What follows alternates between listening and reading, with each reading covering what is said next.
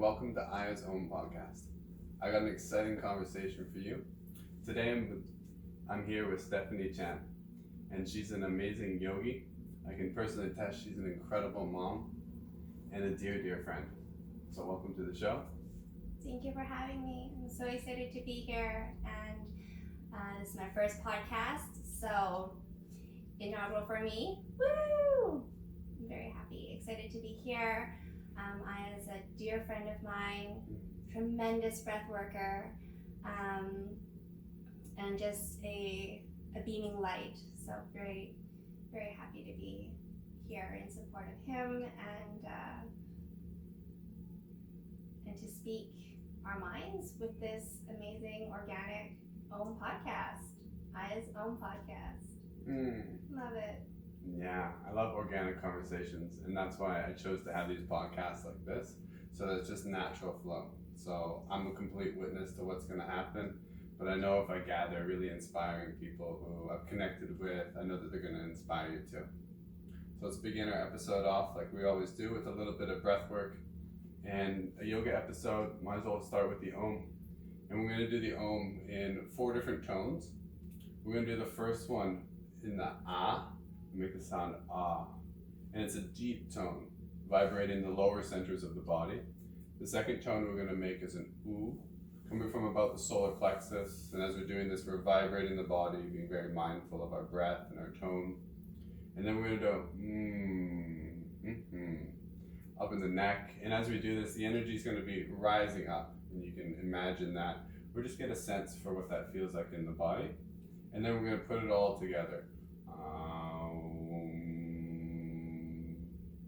And if you're in a place where it's not appropriate to make a big Om, and it's completely okay, you can actually do this in your mind, and there's quite a bit of benefit to that too. So let's begin with the first tone.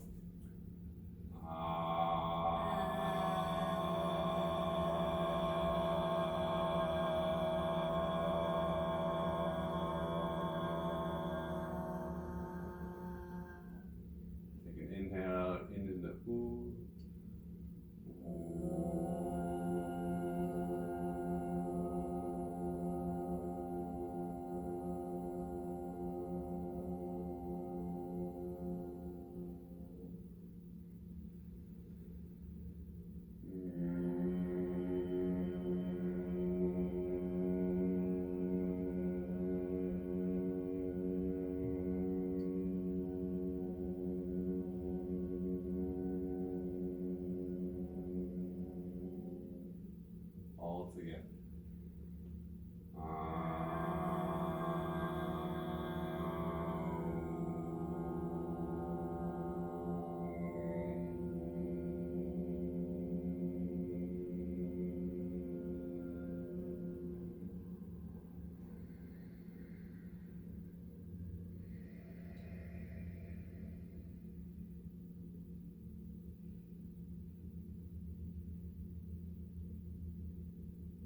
Beautiful. Thank you for mindfully tuning into yourself. The Om is such a beautiful practice. It's the one sound that you can make if you had no tongue. If you do the full Om, Ah, Oo, it can vibrate your entire spinal column, bringing in great centering, calming, helping to regulate all of your major endocrine system. It just has so many applications. So this is a yoga episode. Let's dive right into some yoga. I'd like to know how you got into yoga and what the practice offers you in your life. Okay, let's do it. I started yoga just for the physical exercise, and that was Bikram based. And I only knew 2 breathing exercises, 26 postures, do them twice each in a very hot room, sweat it out, and that was it. Then I started staying in the room longer after practice and before practice, and really diving deeper into the Shavasana aspect of it, which brought me to a lighter state. And then it evolved from physical practice to an inner practice. And then I became more involved in different forms of practices, because I had no idea what the yoga world had to offer. Then I started Ashtanga and Hatha and vinyasa and yin, and I was like, oh my gosh, I love all of this. Like I can move my body in so many different ways, and then that the movement of my body became this ease with life, being able to flow in and out with the ebbs and flows of life, and the physical aspect just was the impetus of starting, and it developed into so much more. So I found a connection with a teacher of mine, Sina Staubach, who you know as well. Shout out Sina. Shout out to Sina. And I followed him. So we started off at one studio, and then he taught at another studio. I followed him there, and eventually I did my teacher training with him as well. I followed him to New York to meet Sri Dharma Mitra, because that's a lineage we practice in, and it's become just so intertwined with my life now that the principles of yoga are the principles that speak to my life and who I am, and it's gotten me into meditation, pranayama, breath work, kriyas, and chanting, kirtan, harmonium, and then also reading the scriptures, reading texts, listening to all sorts of spiritual discourses. And now that I'm a mom, I feel like this great sense of responsibility to be hyper authentic to who I am, so that I can teach my daughter Eva Claire the importance of her essence. And so we live a life that is very truthful to who we are, and that's my yoga journey so far. And the number of beautiful souls that I've met along the journey, including yourself, just magnificent. Yeah, I feel this strong devotion to the Creator, and the Creator, I believe, is within us as well. So it's like, if I'm devoted to the Creator, then I'm devoted to myself, and I'm devoted to everyone else, because we're all a part of the same thing. In the larger sense. Yeah, beautiful way to set it off. Thank you. I didn't know that about you, because my first class was a Bikram class too.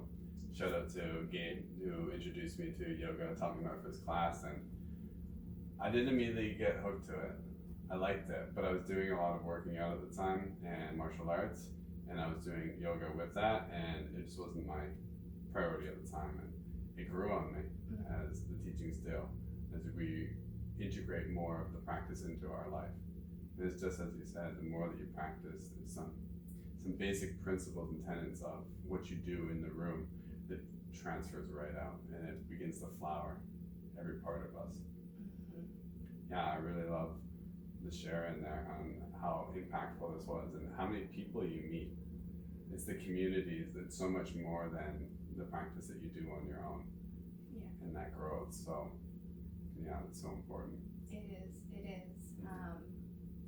And community is like so important. It's like number one is, what would number one be? Like food, right? Number two is, well, that's like number one. Without breath, then we would die for sure. But yeah, like there's food, there's shelter, and then there's like the love, the family, the friends, the community, belonging, and that is like such a hard piece to fulfill, because food and shelter, clothing, we can do that on our own, right? But that love piece, that we cannot do on our own. For someone who's been introduced to yoga, had some yoga background, or for those who think of it more of a physical practice, where does love come into yoga? where doesn't it come into yoga? But how would you describe that to someone who...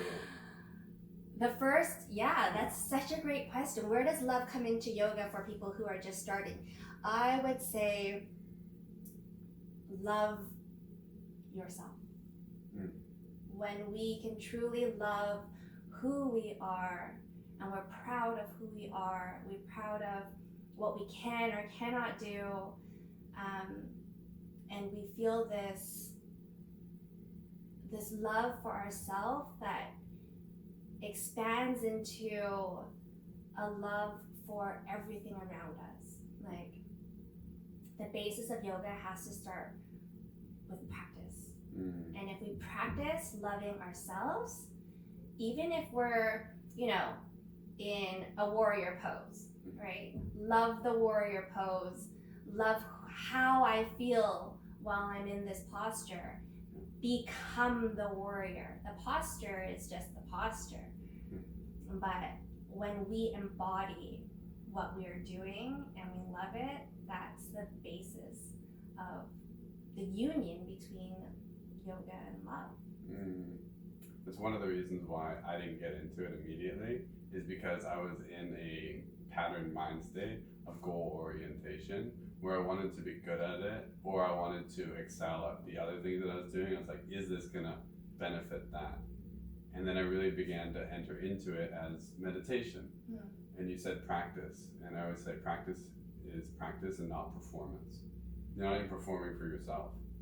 And when we can practice as if it's meditation, which, depending on who you are and how you talk about meditation, it's not goal oriented.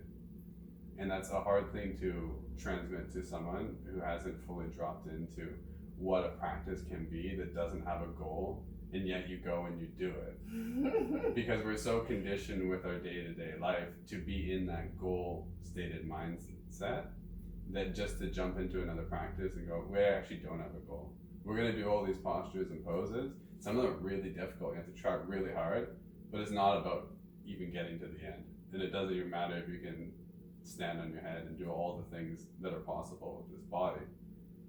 And what developed in my life is a love, like a deep love for going really far into yoga and practicing to a high level, like dedicating my life to it.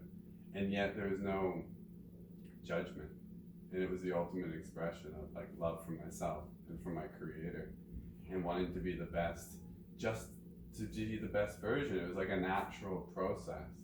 And so much of that judgment and comparison all comes up in the practice for us to see it so it can fall away. And then I could go back into martial arts and all the other things in life in general and try so hard and yet know it's all play. It completely rewires so much of the brain, and that's what we're doing. We're rewiring ourselves in the daily practice. Our cells are turning over every single day. The numbers are always coming out different. 1 year, 7 years. We're being reborn constantly. Exactly. So by having a daily practice, it's like, what are we birthing today? Let's birth it into our mind, our body, and our emotion. And let's have a practice that's powerful enough to change us. Yes. And when we practice every day, we're setting the tone of the vibration we're emitting that day, right there, right then. And so it's this conscious intention to say, okay, I'm gonna practice no attachments. I'm not gonna compare myself to what I did yesterday or what I did 2 years ago. I'm gonna be here, I'm gonna practice. There's no goal. The goal is just to be free. And that's the beauty of not having the judgment, because it's somewhere along the way when we're growing up as children or as adolescents or teenagers and then into adults, I feel like there's this constant push from the outside world to be something or to be a certain way, and that starts to form conditions in our mind that tells us that we're not good enough, that who we are is not good enough because we need to do something else. We need to be something else. And when I practice yoga and when I share yoga classes, my whole intention is to have people understand that they are enough. And that is the basis of loving ourselves. Doesn't matter what other people think. This is the most important. Not even this, it's this. The integration of our wholeness is where we find healing and where we can really come together in our own community. Got another shout out to my brother Jeff and his partner Nicole, and they're raising their children, and they're both breath workers and yogis. And one of the things that he's teaching his children is when you have a large emotion, when something's going on, let's stop and breathe. And they drop right into it. And they're like, Daddy, I need to breathe. And they'll drop in, and then they'll be like, okay, process the emotion. And then they're not picking up so much conditioning because they're not seeking things outside of themselves. And there's so many things that inspire me so much when we can teach our children that. And I know that you do a phenomenal job with your daughter. What kinds of things has yoga taught you, or just in general, do you do to help prevent that conditioning? Ava Claire is my teacher. And that's the greatest thing, is there are teachers all around us. I learn so much from her because she has this creativity within her, and it's this innocence that hasn't been jaded yet. And the things that she says to me, I'm just like, oh my gosh, where'd you come up with that? Because it is so bang on. We were watching TV in bed in the morning the other day. After I finished teaching my pranayama, I went in and I saw her. And we were just cuddling, and I said, Ava Claire, you know I'll always be with you, right? Even if I leave this body, I'll be with you. And she said, I know, Mama. And and then she said, even if I die, I'll still be with you, Mama. And I said, well, that's good because I'm you and you are me. And she's like, yes, so we're never apart. We'll always be together. And so we have these conversations about, it seems maybe strange, but we do have conversations about death. And it's such a natural part of life, right? Once we're born, the only known thing that's going to happen is death. So I started quite young with her talking about detaching from the fear of death, and I feel like she's really embodied that now, and it's helped her with releasing fears so that she can truly just explore and be curious. And that, I feel, being creative is yoga. That's really beautiful. Oh, thanks. And I appreciate that you kind of like preface that it might be weird to talk about death, but obviously it's not between us, but for some people, and that's another conditioning of our culture, this like resistance towards death, and it's not prevalent in our culture as a celebration. So many of their cultures, Tibetan cultures, for example, many Amazonian cultures that I've witnessed, they don't have a fear of death. Just because of how they're raised, they see it as part of life.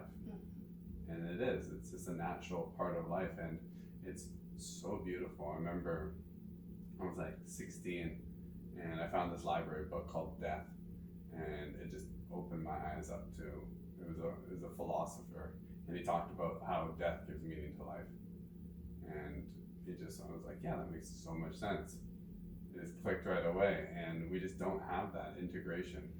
We're so running away from it, and it's the mother of all fear. And when we can face our greatest fear, which is death, all other fears really begin to dwindle away, and that's what allows us to live a full life. Well, that's what's allowed me to live a full life, and The practice of yoga has helped a lot. Ayahuasca has done wonders for the fear of death because she's the one that's taking me the further, the deepest towards that depth of that life. So, yeah. Can you speak a little bit more to what other parents can do for their children to help teach yoga and to integrate yoga in their lives or teach their children in this good way? So there's 8 limbs of yoga, as you know, and the first limb is yamas. And there's 5 yamas within this one limb of yoga.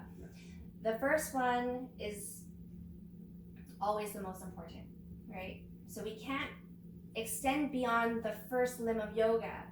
We can't go to the niyamas and asana and pranayama if we have not mastered the first one. And it's always like this in yoga. The first one is always the most important.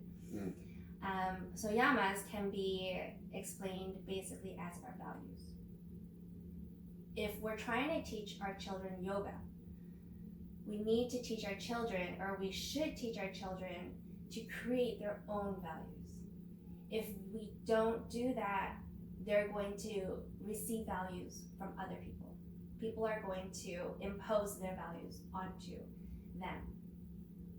And part of it is a learning process, of course, right? We have to guide our children to have good values. And in the end, we hope that they'll be able to pick their own values. So that's number one. And I give Ava Claire options, right? I guide her with the options. If I want her to have a bath or a shower, I don't say, okay, Ava Claire, it's time to have a shower. And she'll be like, no. I'll be, Ava Claire, would you like a bath or a shower? Because either way, I'm winning. And she gets to pick, right? So it's having these, providing these choices so that they're empowered to make the decision. And that's how they're going to end up being able to make the decisions to choose their own values. And then their actions need to follow their values. So the niyamas, I would say to Ava Claire, okay, Ava Claire, if you want to take care of the environment, your actions need to match that. Because if you say you want to take care of the environment, but you buy a whole bunch of stuff and then we end up throwing it away, then they're not aligning. So it's this this idea of holding their values to a very high standard and keeping them to it as well. Because once they've chosen, it's like, okay, that's great. How can we support this? And it's this constant reminder of, remember this? Okay, this is what you feel. Now we have to act in alignment with how we feel. That's just the basis of it, right? And listening to our children. They have so much to say, so much to offer. Their little eyes and ears, they That's amazing.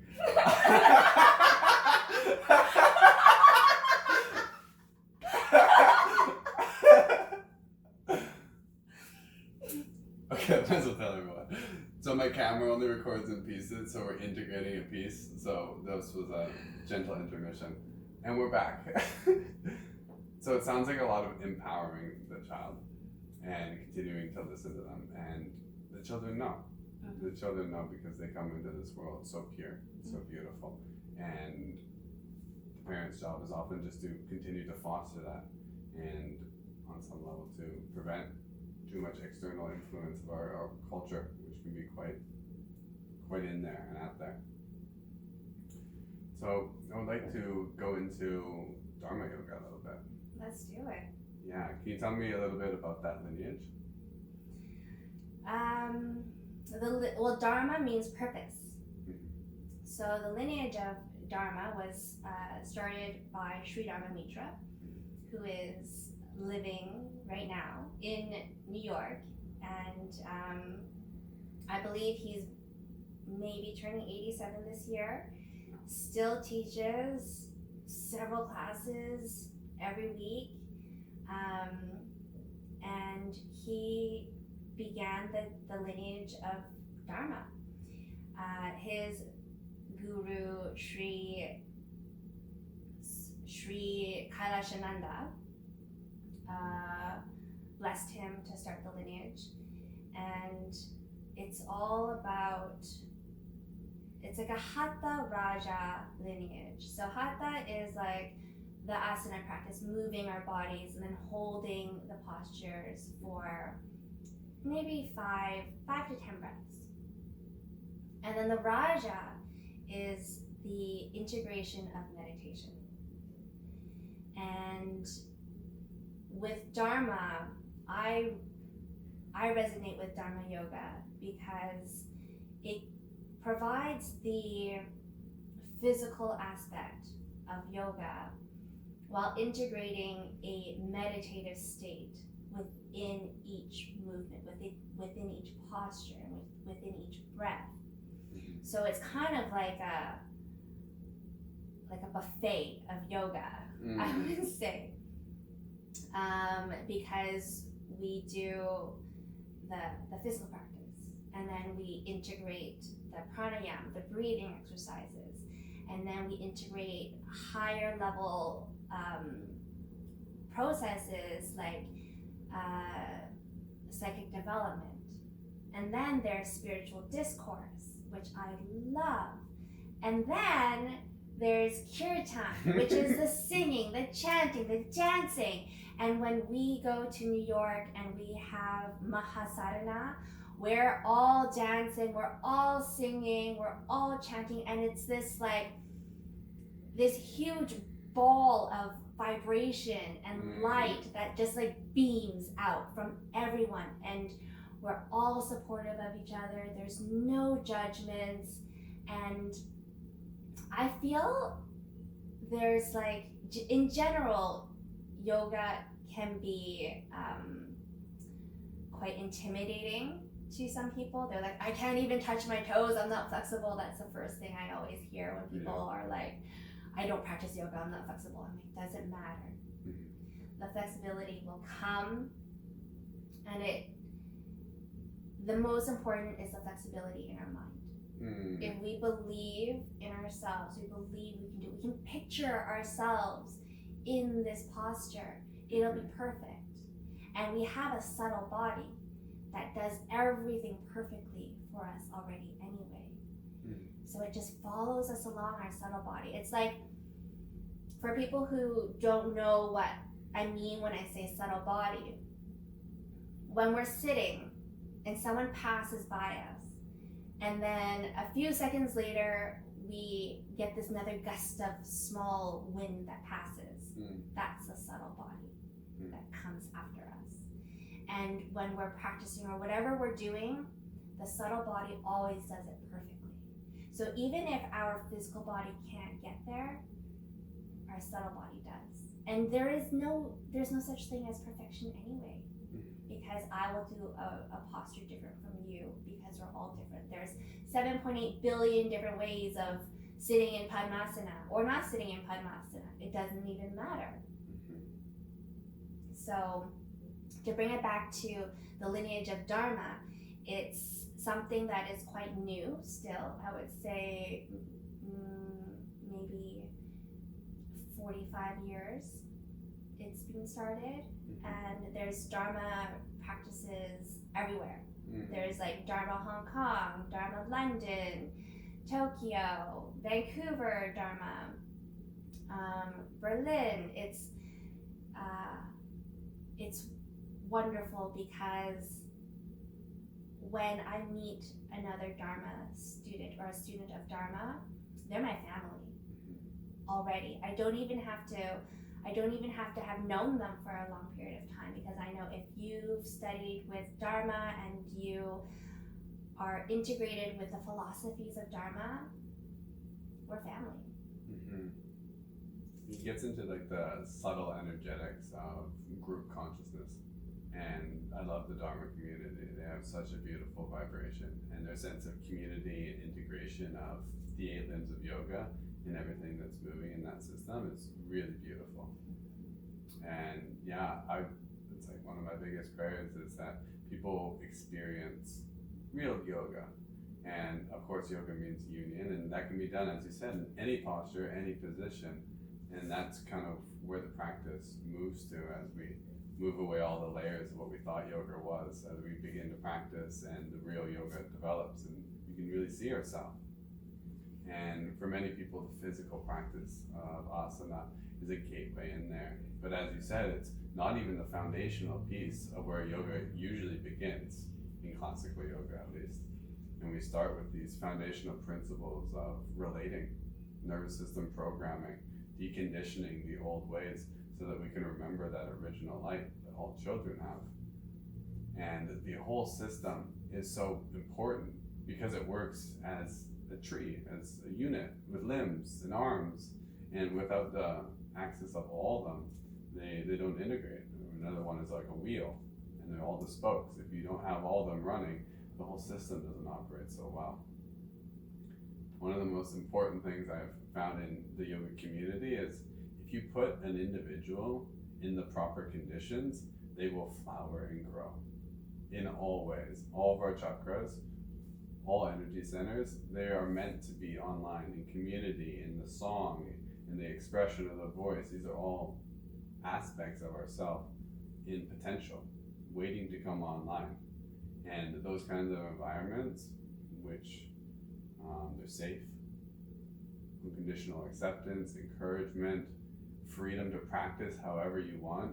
Of course, there's some boundaries, but no matter how kinky and weird you are, you can find your naked yoga or your culty yoga, whatever you like to do, there's somebody doing it. And if not, you can start it. Yeah, exactly. There's infinite possibilities, right? Yeah. And I love that you brought it back to the foundations, because a yogi isn't someone who can twist and turn and do their handstands or whatever it may be. A yogi is, in my humble opinion, a yogi follows this code of the yogi code, which is being kind, being like loving ourselves, having the allowing our actions to display the linkage to the values. And it's like, what's that saying? Talking how you walk, or walking how you talk. Walk your talk. Walk your talk. Walk your talk. Walk your talk. Yeah, exactly. Talk it, walk it. Yes, exactly. That's it. Yeah. So if we're able to do that, that's a yogi. I don't care if you can sit still for 12 hours and meditate for 9, and it doesn't matter if you've been practicing these kriyas for the last 10 years or which gurus you've met or which books you've read. It doesn't matter. It's how we encompass it within ourselves. And that's the true union, is feeling it and then allowing it and fully embodying it into everything that we do, even into things that we think. So try not to think of judgments or creating stories in our mind and that sort of stuff. It's just seeing what it is for the truth of what it is. And that's it. And that's what we get to honor within ourselves, is our own perspective of what it means to be a yogi when we've individuated enough. And that comes with a certain level of deconditioning. And the practice allows one to regain their mind, the freedom of their mind. Because so many people, and we all come into this world with a lot of conditioning, and I'm working through so much, and there's so many layers. It's fucking fascinating. That there's just continuations of layers of things that one has believed that's been projected onto the world that is changing one's experience.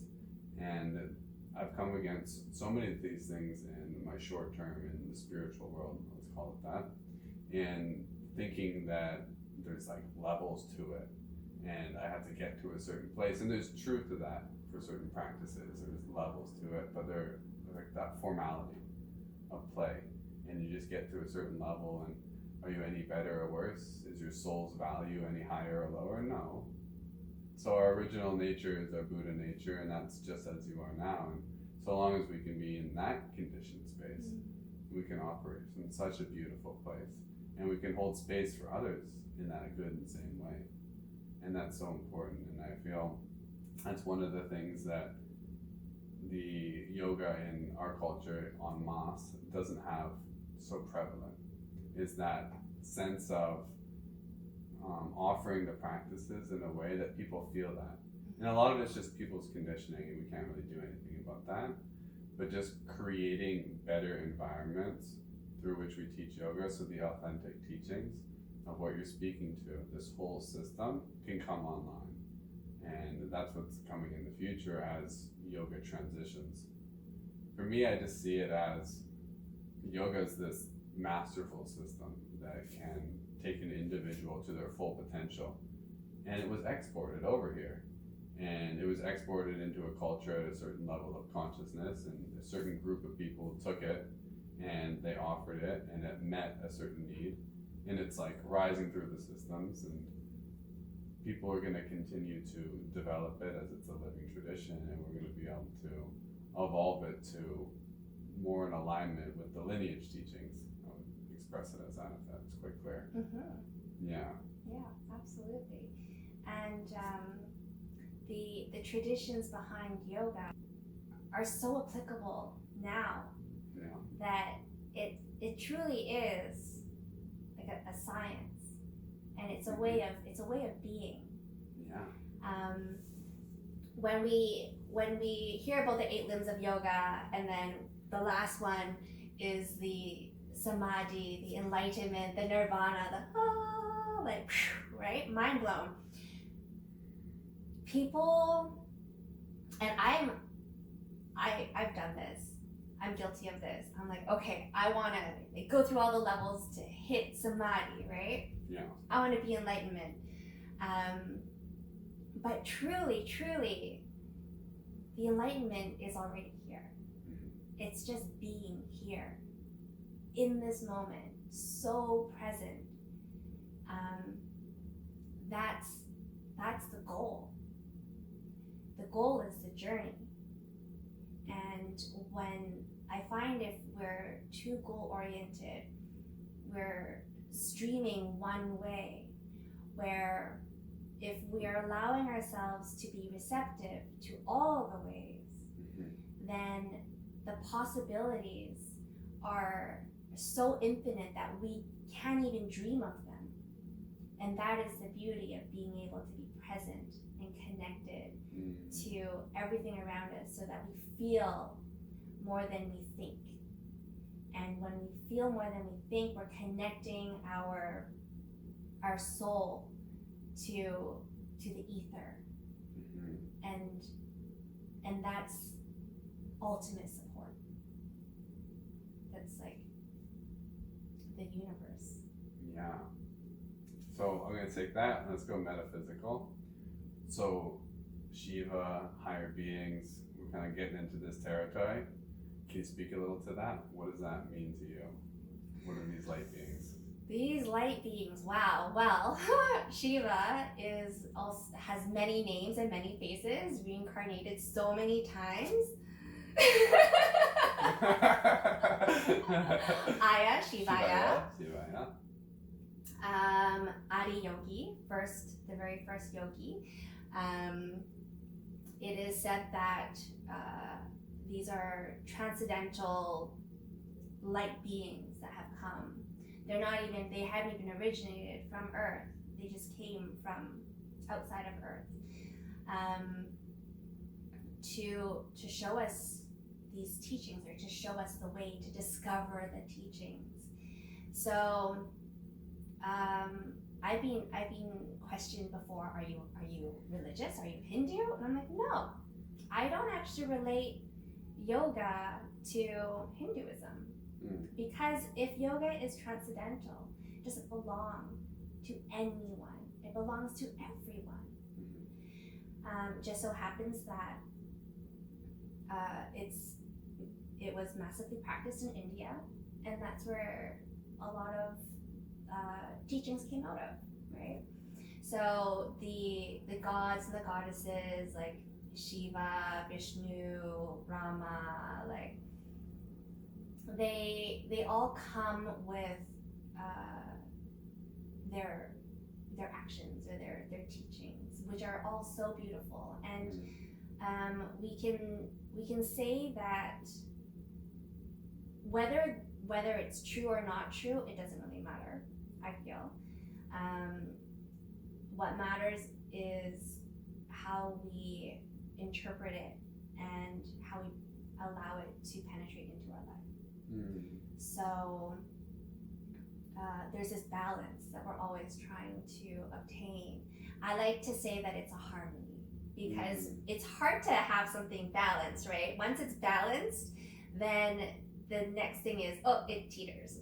So to get to that fine balance, it's really hard. So I like to see it as a harmony, which gives more gray area. And like within yoga, there's always a duality that's created from our mind, right? Because that's our mind's job, is to say it's daytime, it's nighttime, this is the moon, this is the sun, and to differentiate, that's our mind's job. And yoga is a practice that encompasses everything. And so if it encompasses everything, then how can there be a duality if there's oneness, right? So it's interesting, and it's also strange. It's something that I've been playing around with in my own practice. Without one, there cannot be the other.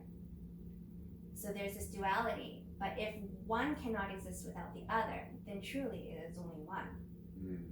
So there's so many gods and goddesses, so many deities, like hundreds of them. Dog god, chair god. Right? Yeah. And then there's the Buddhist deities, right? There's Gautama, there's Avalokiteshvara, there's all these bodhisattvas and all this. It's overwhelming sometimes. And I studied Qigong, and all those gods and goddesses haven't even penetrated the West. Wait till Right? they come over. Yeah. So, and then there's Allah, there's Jesus, there's Christ. All of these things, they all stem from the same person. Not the same person, but the same creator. It's all the same creator. Just different ways of describing it so that different people can understand from their perspective, from what they need, from their conditions. There's so many people on this planet. Not one form of yoga is going to work. Not yoga isn't going to work for everyone to facilitate the discovery of their true self. But yoga does have a lot. Good point. So, something I like to bring up when people talk about something I like to bring up when people talk about yogis who have, done the sex thing, is Ken Wilber. And Ken Wilber's got 3 points. He talks about waking up, growing up, and cleaning up. Now, waking up is the systems of knowledge, like yoga, that teach us our true nature. So our expanded self that is not the limited ego personality. And it offers tools and technologies to allow us to wake up and have experiences of our true nature and to integrate that more and more. Now, shadow work is what's associated with the cleaning up. So that's going into shadow work, is the darkness. And many of the traditions of yoga are often orientated with the light, and they don't do a lot of shadow work. So it's not within that tradition, and traditionally, many people who were yogis were off from society, and they didn't need to integrate shadow work, because shadow work comes from culture. All the things that are in the shadow are just the things we repress because they're not appropriate to do around other people. If you like to, dance naked, put pizza all over your body. Vegan pizza? that might not be appropriate, and that would be shoved under the shadow, and that person would develop. But if you were just on your own, you could do that all the time, every day, all different types of pizza, have it your way. And then there's growing up. Growing up entails growing up, integrating yourself in society, and offering something, being a part of this whole thing that we're co-creating. And once again, if you're a yogi just living off in a cave, you don't need to do the growing up. So they don't have as much in their teachings which teach shadow work and growing up and all the things that we in our society are learning to integrate together. So it's important to recognize those, and that's why I think many of the teachers who may be quite enlightened, whatever that means, may have received some level of realization, and they haven't been able to do a lot of shadow work and realize these other pieces of themselves that they're still not seeing. And I do love the spiritual communities that are in and around Vancouver and Squamish, because I see a lot of people who are working on all three of these things in a really harmonious and beautiful way. Now, I would like to bring out a controversial teacher, and that's Osho. And he's one of those people, just as you were talking to. I separate the teachings from the man, and I have learned so much from him as a teacher. He's been, probably read like a dozen of his books and listened to him for hundreds of hours. And he's somebody who I don't agree with a lot of the stuff he says, and yet I learn from him by learning about myself. And that is a simple measure of like the value of his teaching is worth so much to me. And one of the teachings, just to bring up a teaching from him, is he's very much into Taoism and Zen, which I've studied a fair amount, and I've studied a lot of Qigong, which has roots in Taoism. And it talks about the final part of the process of realization as surrender. It's the final point when we drop all of our practices, is when we can be in that fully awakened and enlightened state, because it's the full realization that we don't need to do anything other than just be, to be our fully enlightened self. So in that sense, all these physical practices, etc., we can really ground into being absolutely unimportant at a certain point, so long as we can be in total surrender. And that's something I've strived to embody. And sometimes total surrender means practicing 4 hours a day, because that's just the conditions of my life and what I can do to best offer myself and what's most natural and organic.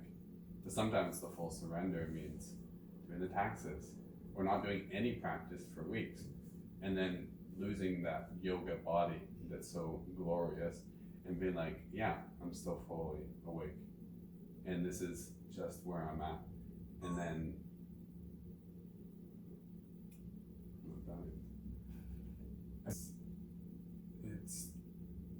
it's what comes at the end of the practice. And that's what I love about yoga, as when we fully offer ourselves to the practice, the end in Shavasana is the full surrender. And we can leave our practice in the state of full surrender. So long as our practices are consistent, we can live in that. And that's really important to have a regularity in the practice. But I want to come back to Osho, because I know that you've studied with him or learned from him. What's your perspective on him, or what have you gained from his teachings? He's so controversial. I love it. I love that he's controversial, because he says what he wants. He says what he feels is the truth from my perspective. And I value that. I value that authenticity. I value that he doesn't give a fuck about what other people think about him. There's like the aspect of affluence, right? That is usually deterred by yogis. Non-attachment, don't have anything, become a sadhu and live in the forest, right? Osho is the complete opposite. he had like what 150 Rolls Royces or something crazy, always in these beautiful outfits and beautiful palaces and all this stuff. I love that he did what he wanted, and at the same time showed that he was able to sustain what he believed in. And he shared everything, which is the basis of authenticity. The basis of being transparent is sharing, right?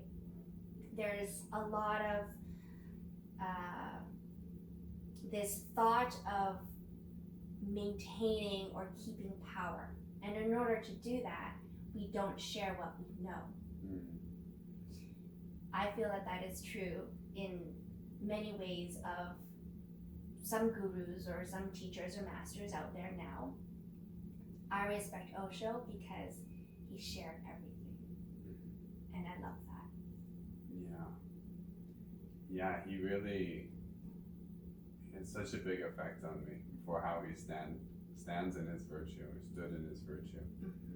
And I find it a lot in the spiritual community, especially as I got more into the spiritual world. Everyone's on Instagram and everyone's on social media, and there's a collective consciousness and it wants a certain appeal, and it's easier to get followers, to follow formulas of what other people are doing and stay inside these lines. And it can be, there's more risk to speaking your truth. And that's always true, because the people who speak at the highest, they get hung on crosses, and that's how she goes.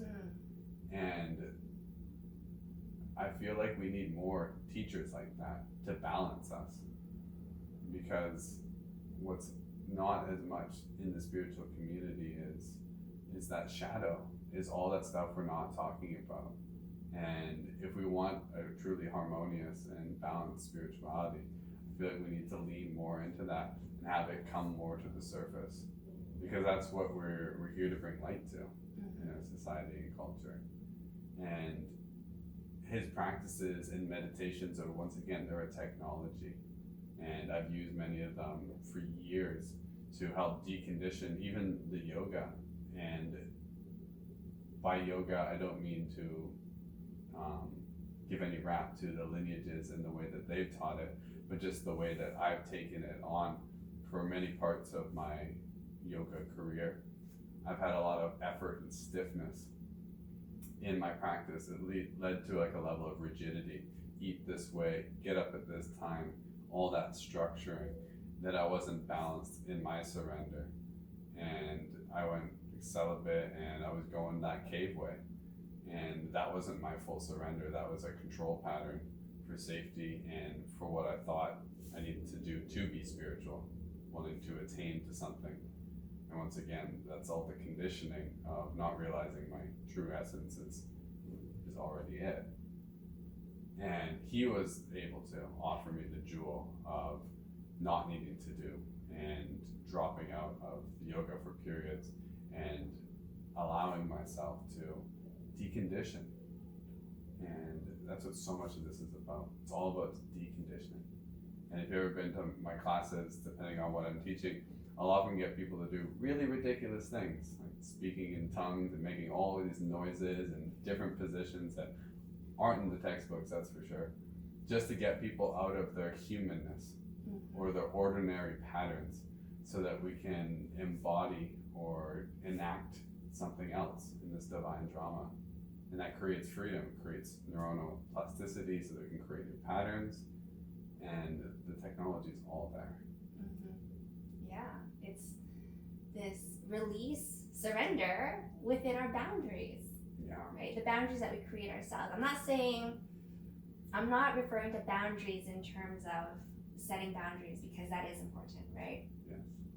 But what I'm referring to are the constraints that we place within ourselves that we have to be a certain way, or we don't want to act silly because people are going to laugh at us, or it feels really uncomfortable to do that or to say that or to put my face in like this weird shape, right? Everything that we do is beautiful the way we do it.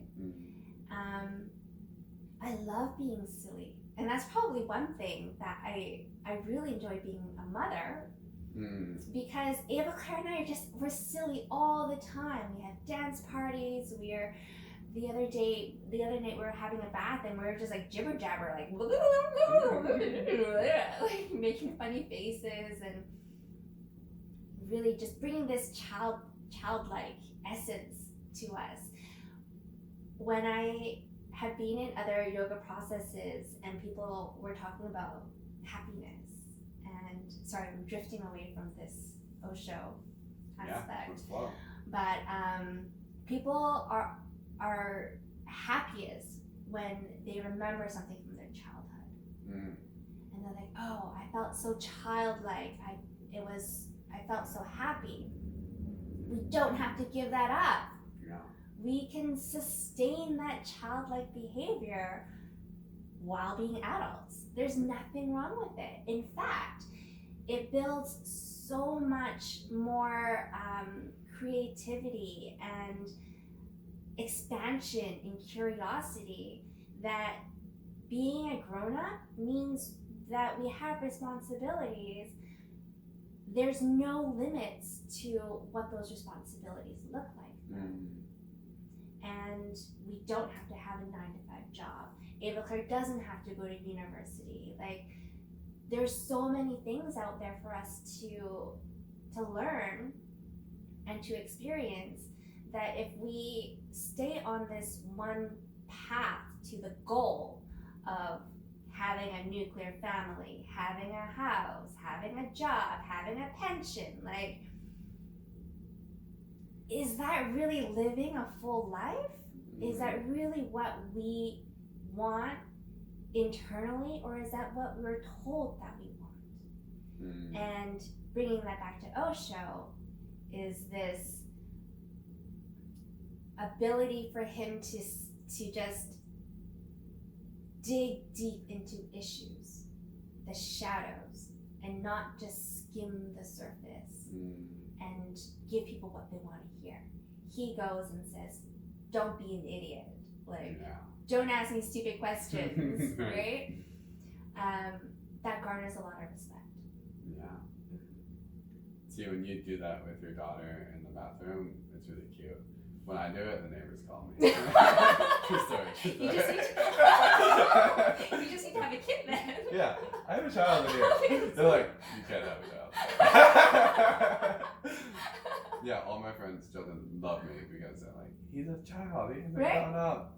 And that's the full integration. And we talk about the fully awakened self. There's the limited self, which is in this moment, it's finite and it's limited to right here, right now, in our current age and time. Whereas your eternal self is the integration of all the lives you've lived, but in this lifetime, it means integrating your childlike curiosity, your childlike wonder, your teenage energy, your adult, whatever adults do, and then your elder wisdom. And that's an important one to integrate too, is to fully come into, hey, I'm all these things, and I can step up into any stage at any time. And that's knowing how to meet the energies of our environment.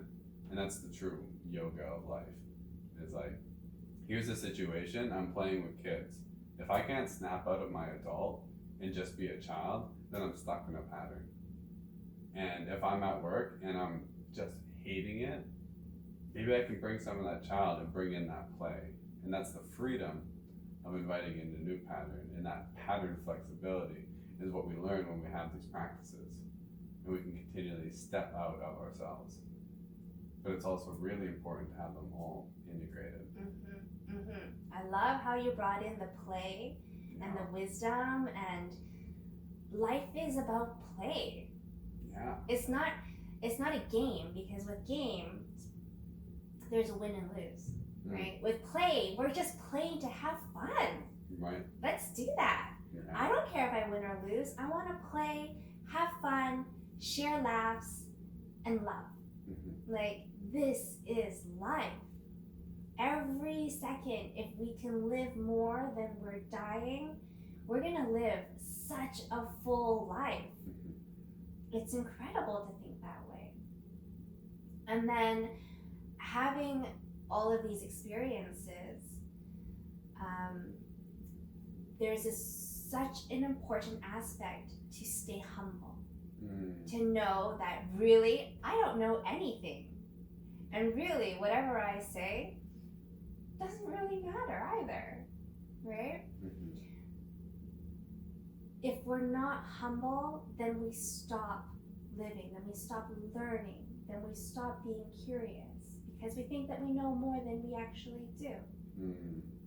And I catch myself thinking about my ego. I'm like, am I doing this because of my ego, or am I doing this for another reason? And I want to keep understanding more about what I'm going through and the decisions I make, how I'm making the decisions. Are they based on the present, or are they based on past conditions? And maybe being humble is this gateway. Being humble is a gateway to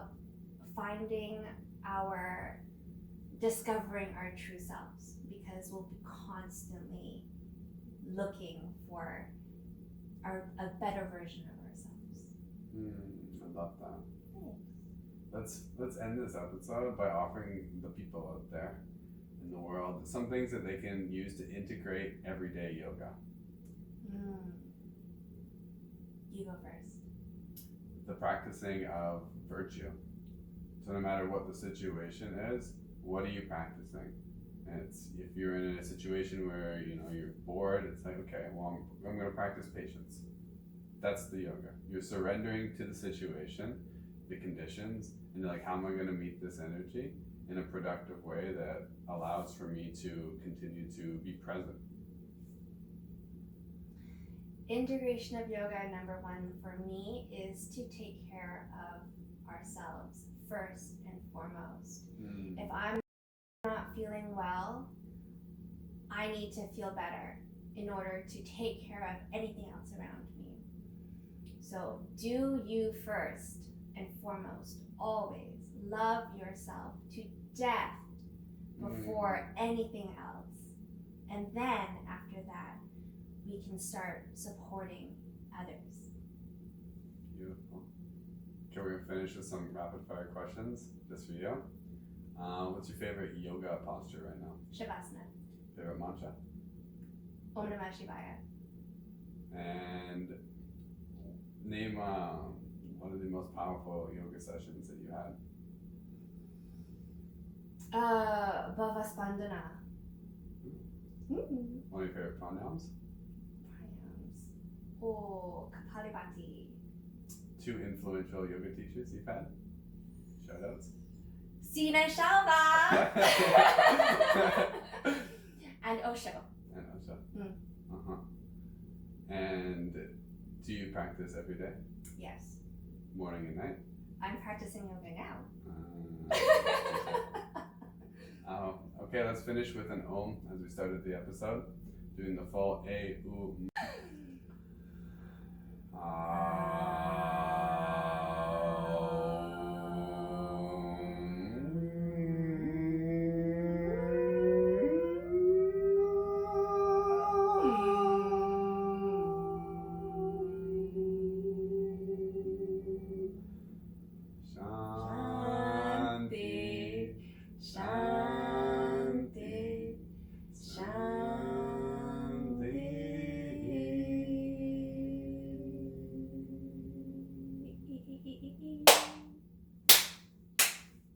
Thank you. So amazing. That scared Kelly away. Okay.